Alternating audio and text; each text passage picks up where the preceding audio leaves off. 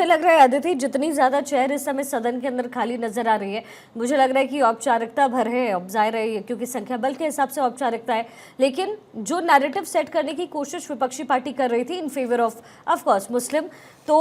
वो मुझे लगता है कि अब कहीं ना कहीं थोड़ा फुल स्टॉप लगता नजर आ रहा है। या फिर हो सकता है क्योंकि आप पार्लियामेंट कवर करती हो सकता है शायद वोटिंग के समय आ जाए। बिल्कुल ऐसा होता है। देखिए ये चेयर्स एकदम खाली है। कल जिस तरह का नज़ारा था, कल तो मैं पार्लियामेंट में मौजूद थी, नज़ारा इस तरह का था कि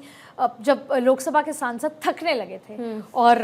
कोई बाहर आ रहा था, कोई वॉक करने जा रहा था, कोई खाना खाना चाहता था, कोई घर जाके वापस आना चाहता था, लेकिन आखिरकार व्हिप जारी होता है, आपको आना होता है। वोटिंग की प्रक्रिया, डिवीजन की प्रक्रिया पक्ष विपक्ष दोनों के लिए बहुत महत्वपूर्ण होती है और संसद में लिया हुआ हर शब्द या तरीका वो अपने आप में दर्ज होता है सालों तक। तो सबसे बड़ी बात है शिखा, महत्वपूर्ण बात यह है कि राज्यसभा में भी ये चर्चा बहुत महत्वपूर्ण है। कल सिनेडाई हो जाएगा और इस राज्यसभा में किस तरीके से क्या चर्चा हो रही है, मुद्दे उठाए जा रहे हैं। और सबसे खास बात शिखा मैं आपको बताऊं, कई ऐसे मुद्दे हैं जो विपक्ष ने बहुत महत्वपूर्ण लिहाज से उठाए हैं, जैसे कि सीएजी को लेकर के सीएजी ऑडिट कर सकता है। जाहिर तौर पे विपक्ष का ये मानना है कि सीएजी ऑडिट हमेशा एक कंसोलिडेटेड फंड की करता है, जैसे कि सरकार के कामों की, सरकार के कोई चीज़ों की, लेकिन एक ऑटोनॉमस बॉडी की, जिस तरीके से किसी भी ऑर्गेनाइजेशन की, अब ऑटोनॉमस बॉडी के लिए तो तमाम वो खारिज हो गए हैं, लेकिन किसी भी एक ऑर्गेनाइजेशन की सीएजी क्यों जांच करेगा? सीएजी कंसोलिडेटेड फंड की जो सरकार से जुड़े कामों को लेकर होता है। तो कई चीज़ों पर एक वैलिड इश्यूज भी उठाए गए हैं, लेकिन सवाल ये है कि ये एक रिफॉर्म की तरह आया है और ये जिस उद्देश्य के लिए वक्फ बना था, क्या वो उद्देश्य का पालन हो रहा है? तो आप लंबी फहरिस्त मिल जाएगी आपको, जिसमें आपको धांधली, घोटाले, गड़बड़ियां, जमीन के मामले में तमाम तरीके की चीजें मिल जाएंगी। आज हम सदन के अंदर मौजूद थे जब उनका भाषण कई विपक्षी सांसदों का चल रहा था, तो उन्होंने ये भी कहा कि बार बार एक आंकड़ा गिनाया जा रहा है, बार बार ये कहा जा रहा है कि एक बड़ी संख्या में जमीन जो है वो वक्फ के बाद है, लेकिन 4 राज्य, तमिलनाडु साउथ के 4 राज्य विपक्ष ने गिनाए और उन 4 राज्यों में अभी एग्जिस्टिंग वक्फ की जमीन से कई ज्यादा जमीन मंदिर की थी, मंदिर ट्रस्ट की थी। तो विपक्षी सांसदों का मानना है कि आपने इस्लामिक जो मस्जिद हैं, तमाम जो जमीनें हैं, उसको लेकर तो गिना दिया,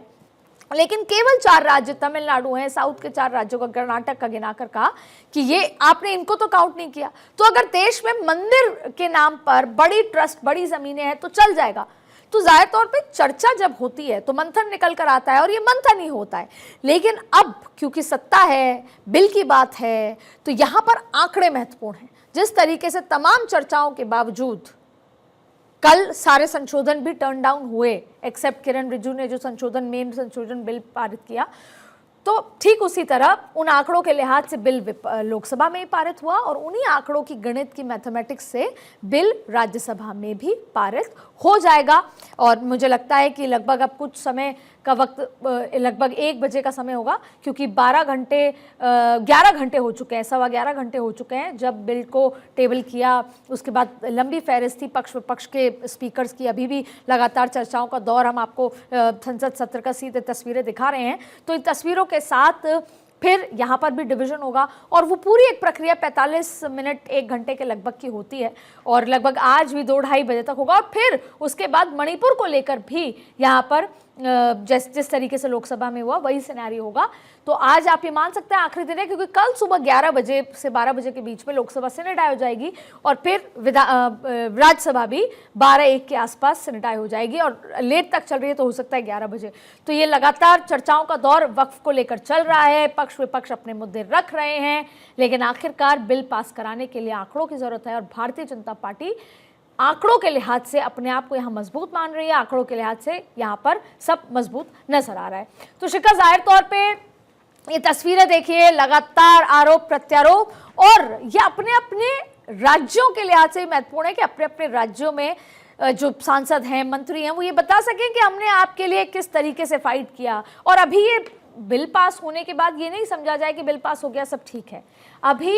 इस बिल को लेकर सांसदों को भेजा जाएगा सब इलाकों में और वहाँ जो गरीब तबका है उनको ये बिठा कर समझाया जाएगा, जो माइक्रो मैनेजमेंट, कि किस तरीके से आपके उत्थान के लिए ये बिल लाया गया है और अब आपके लिए क्या कुछ फायदा इसमें देखने जाहिर है। और ये जब आज राज्यसभा में इसकी शुरुआत हुई, जब इस बिल को रखा जा रहा था, तो सुधांशु त्रिवेदी ने क्या कुछ जो रवैया उनका रहा है और क्या स्टेटमेंट उन्होंने दिया है, ज़रा पहले आपको सुनवाते हैं, फिर मैं और अदिति इस पर चर्चा करेंगे।